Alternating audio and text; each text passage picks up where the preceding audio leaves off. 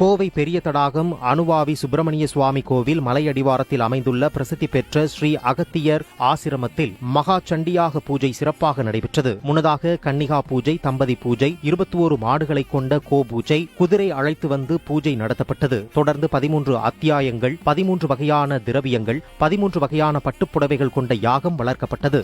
இந்த யாகத்தில் பங்கேற்றால் தொழில் வளர்ச்சி, குடும்ப ஒற்றுமை ஏற்படும், பித்ரு சாபங்கள், காரிய தடைகள் நீங்கி சகலவிதமான ஐஸ்வர்யங்களும் கிடைக்கும் என்பது பக்தர்களின் நம்பிக்கையாக உள்ளதால் இந்த யாகத்தில் கோவை மாவட்டம் மட்டுமில்லாமல் நீலகிரி, திருப்பூர், ஈரோடு மாவட்டங்களில் இருந்தும் கேரளா மாநிலங்களில் இருந்தும் பக்தர்கள் திரளாக கலந்து கொண்டு அகத்தியர் தரிசனம் பெற்று சென்றனர். நிறைவாக அனைத்து பக்தர்களுக்கும் அன்னதானம் வழங்கப்பட்டது.